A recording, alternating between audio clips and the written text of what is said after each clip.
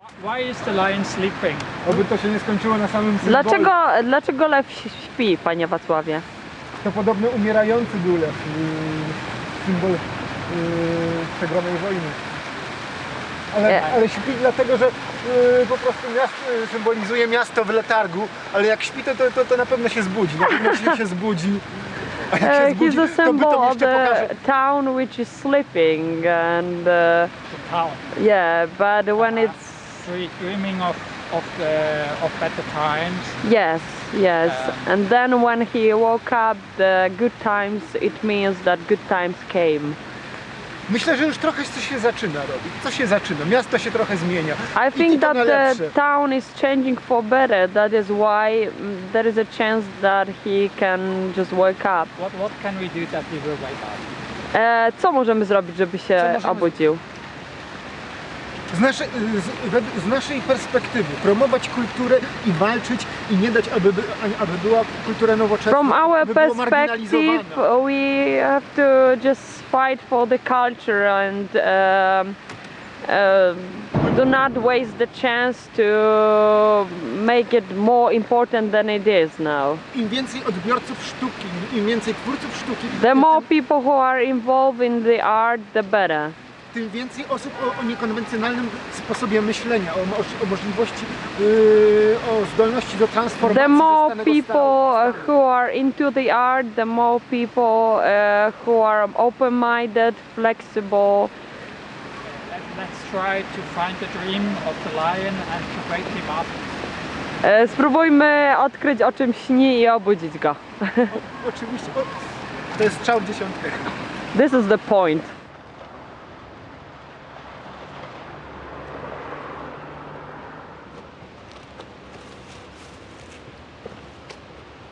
Dzień dobry. Dzień dobry. Thank you very much. Thank you very much. Yeah. And dziękuję.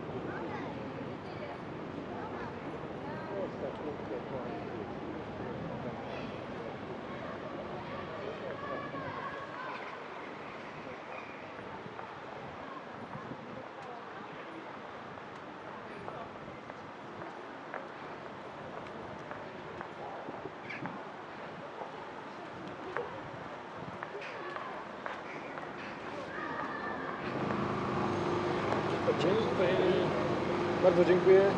Dziękuję bardzo. Do zobaczenia. Do widzenia.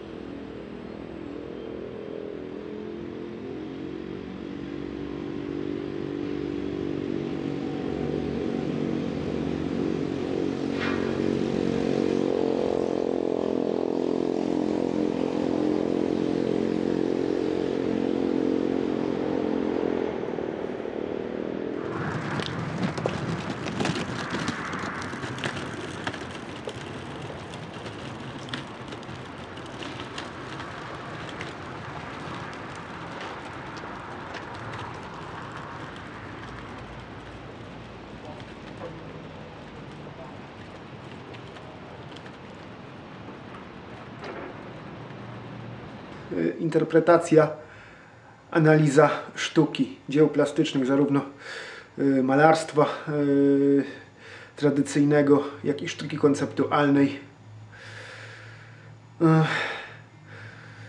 Mam lat 43. Chciałbym wyrazić moje zwierzenia na temat, czym jest dla mnie sztuka.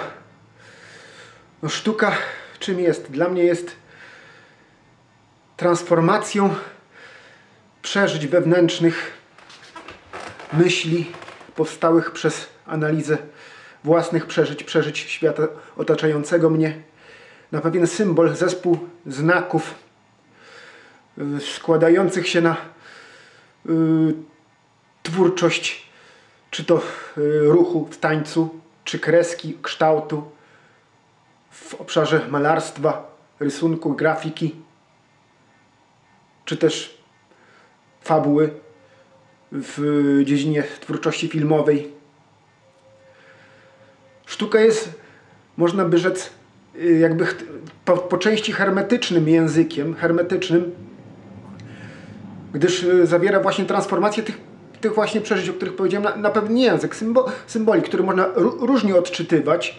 Niejednokrotnie odbiorca bardziej trafnie potrafi kompatybilnie ocenić znaczenie symboli, którymi posługuje się artysta, niż sam artysta, który być może no, też ma pełne prawo do analizy swych dzieł jako twórca, ale niejednokrotnie odbiorca potrafi jakąś inną sferę, inny aspekt przekazu ideowego odkryć, którego sam autor nie był w stanie się domyśleć. To tak jak jest, można powiedzieć, odnośnie tej hermetyczności, tej symboliki języka. Język ptaków to jest porównanie oczywiście trochę pośrednie, czy pies, czy psów, jest też transformacją własnych ich przeżyć na język komunikacji. Tak samo w sztuce artysta w ten sposób porozumiewa się czy z drugim artystą, czy z odbiorcą. Dlatego w tym sensie sztuka ma swoją rację bytu, pewne specyficzne oglądnięcie rzeczywistości. Daje to możliwość poprzez tą symbolikę, wieloobliczowość, różnorodność, dostrzeganie różnorodności tych aspektów, o których chciał powiedzieć twórca. Jest to też odzwierciedleniem wieloobliczowości naszej psychiki, bogactwa. Także jednocześnie wieloobliczowość sztuki wpływa na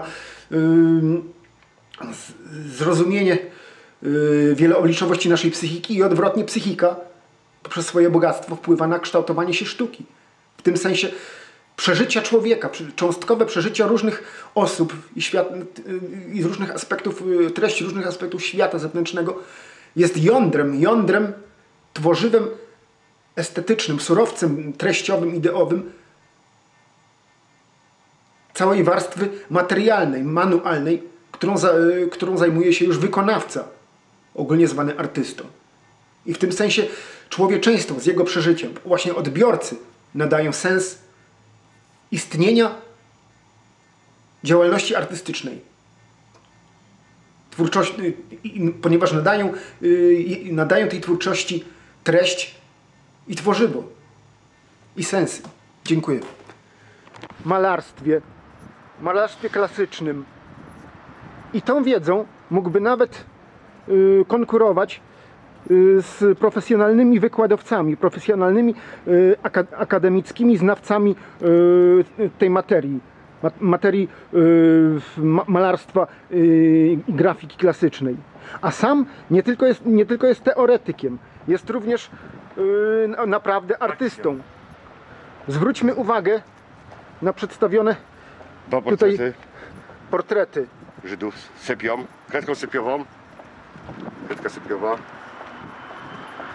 Proszę zwrócić uwagę na maestrię. Może ja się wtrącę, ten przykładowo jest wykonany z fotografii, z pocztówki starej, której jestem w posiadaniu, z 1906 roku pocztówka i jedna z wersji, bo wiele wykonałem wersji właśnie tego portretu z pocztówki, dzisiaj nawet wykonana, tak na marginesie mówiąc, ten portret sepią. A tu wcześniejsza też praca portret Żyda, z kolei z takiej grafiki XIX-wiecznej, przetworzenie. To jest troszkę ma charakter charakteralny, ta grafika jakby wyłaszczała pewne cechy portretowe, charakterystyczne dla portretu żydowskiego i to też również się przyniosło w tym rysunku, prawda, jeżeli wzorem była ta grafika, to starałem się też przenieść ten charakter i to jednak, oglądając te dwie prace, widać to jakby taką dosłowność fotograficzną w tym, to się przełożyło jednak wykonaniu, prawda, fotografia na ten efekt fotograficzny, zupełnie inny charakter ma, prawda, a to tutaj widać, prawda, że to wzorcem była jakaś grafika, jakieś opracowanie plastyczne, więc to jest bardzo też tutaj uważam, że czytelne, takie rozpoznawalne, prawda? Także że tutaj na tej podstawie można pokazać, że takie inspiracje do takiego zwykłego rysunku one są tak odmienne, prawda? Że nawet znając, jakby rozpoznając charakter jakiś, można domniemywać, dociekać, co było wzorem, inspiracją rysunku. Dlatego w malarstwie to własnej twórczości jest najważniejszy, jakby oryginalny sposób uzyskania planu malarskiej, własnej, swojej, która jakby określa, definiuje swoją sztukę, prawda? Czyli określa, potem rozpoznajemy po rysunku, po sposobie kładzenia farby, po rodzaju planu malarskim, że to jest praca tego, a nie innego. Także rysunki mam na różnym jakby etapie, niektóre celowo właśnie tak kończę wcześniej. Jest pokusa jakby kontynuacji, ale ja to świadomie odrzucam. Zatrzymuję się na pewnym etapie, prawda, rysunku. Tak. Jakby jakieś pewnego rodzaju niedopowiedzenie, jakby tak, coś sugerującego, coś co ledwo sugeruje, a otwiera to przestrzeń wyobraźni, a nie dopowiada do końca. Słusznie. To jest cały urok. Tak. Rysunku. Jakby alter ego, jakby coś w rodzaju rysunkowej metafory, czy że widz, odbiorca już sobie wyobrazi tę osobę jakby żywą, w oryginale. Nie, ale to jakby tej rzeczy, która nie ma, ona jest ledwo zasugerowana i to buduje już wyobraźnię. Zresztą to samo jest w malarstwie olejnym, czy akwareli. To jest najbardziej prawdopodobnie cenna rzecz. Podobne rzeczy pisarze w literaturze chyba. Tak, że się przestrzeń zostawia niedopowiedzianą, niedokończoną, ale jednocześnie na tyle jakby intrygującą i sugerującą, że to jest szczególnie pociągające właśnie. Oczywiście, jak najbardziej. W ogóle, co pana, jakie były początki może pańskiej działalności artystycznej, w ogóle w biografii, w pańskiej biografii życiowej? Co pana w ogóle, jaki był impuls, że pan w ogóle zajął się rysowaniem? To jak wielu, ta pasja od dziecka istnieje, który się pojawia nieco później, czy odżywa po wielu latach, jakieś próby w dzieciństwie. Ja właściwie od małego, od dziecka rysowałem, malowałem jakieś, pamiętam z takiego talerza scena Ostatniej Wieczerzy Leonarda da Vinci, tej sceny mediolańskiej. No i jeszcze gdzieś to mam zachowane, takie rysunki kolorową kredką, te postacie przy stole. Gdzieś to kiedyś widziałem, to nawet byłem zaskoczony, że to oddałem właśnie taką ekspresję tej postaci, nachylenie się, ten ruch u sobie, to wiadomo, że te oczy są zgromadzone, te postacie na tym fresku. Jeszcze ciekawe już tak troszkę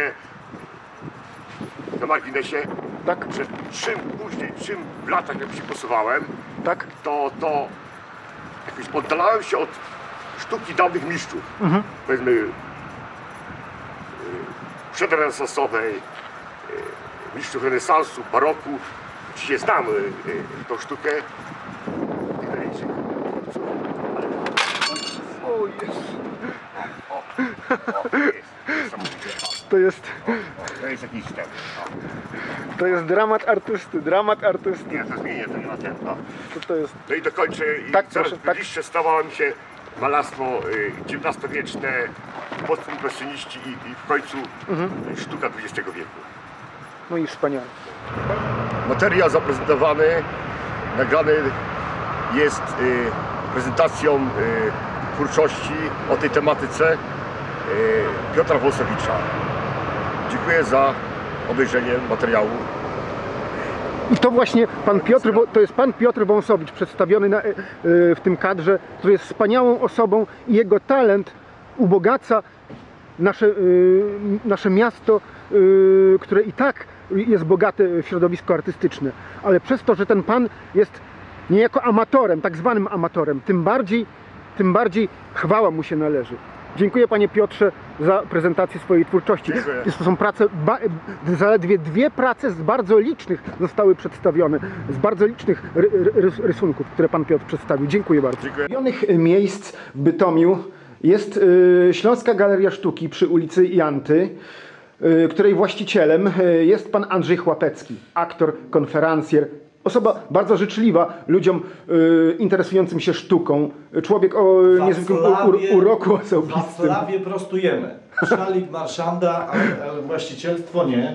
Właścicielem jest absolwentka Akademii Sztuk Pięknych w Krakowie Magdalena Kuźniak. Z Sasnalem studiowała na roku i to jest przyczynek w ogóle do losu No świetnie. pokolenia. Świetnie. Wystawa poplenerowa, gościli artystów księża Franciszkanie. W Bytomiu mamy również klasztor Tak, naszych zacnych braci mniejszych. tak jest. Nie wiem dlaczego braci mniejszych, bo bracia mniejsi kojarzą się z czym w Wacławie? Ze zwierzątkami No raczej. właśnie, ale jest asygnowane jako klasztor braci mniejszych. Ugościli artystów. No to co mogli artyści zrobić oprócz oczywiście skonsumowania przyjemnej pogody i przyjemnych okoliczności przyrody i klasztoru i domu rekolekcyjnego, to mogli też pojeździć samochodem terenowym będącym na wyposażeniu braci mniejszych.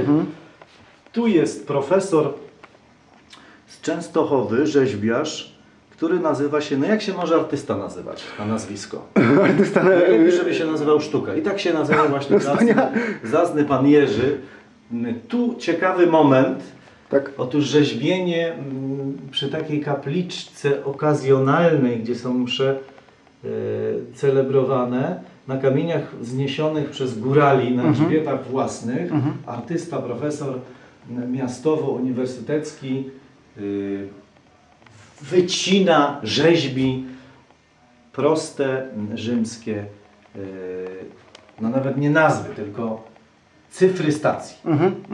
Także to był jego wielki dar, wkład spontaniczny, bardzo, bardzo miły. I trwały, bo to wszystko zostało. Tu artyści jedzą, i goście, ponieważ wszelkie rodzinne posiłki na posiłki przybyły z przyjemnością. Bardzo wielką. rodzinna atmosfera, Bardzo rodzinna, pyszne jedzenie.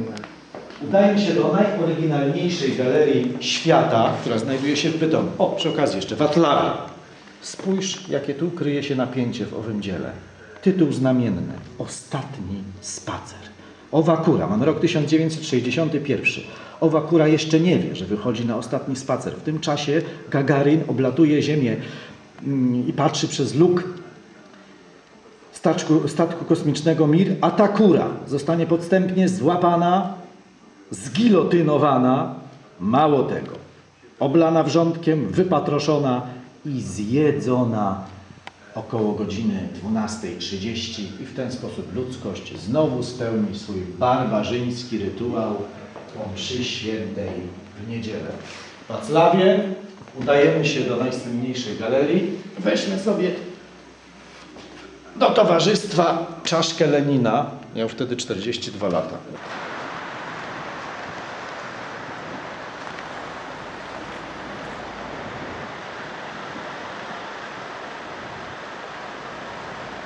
Ta galeria jest dziełem, domem straceń, gettem, miejscem kaźni i wyobraźni. Ta galeria jest dla autora Jerzego Ziombera pustelnią, krzykiem, światłem, spokojem i szaleństwem, grobem i ostatnim aksamitnym funerałem. Próżnia jest kołyską olbrzyma, tak powiedział Norwid. Ta galeria to środek tarczy. Nie zatrzymuj się, ruchomy cel jest trudniejszy do trafienia.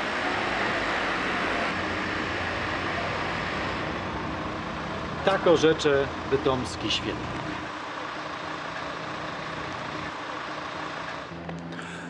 A na końcu dodam to, co mi uleciało na początku. Moje imię brzmi Wacław, nazwisko Misiewicz. A to jest część mojej ekspozycji, mojego prywatnego Centrum Sztuki Konceptualnej, która jest dla mnie czymś niezwykle drogim i powstała w oparciu o kontakt ze sztuką za pośrednictwem między innymi Centrum Sztuki Współczesnej Kronika i innymi galeriami. Dziękuję bardzo.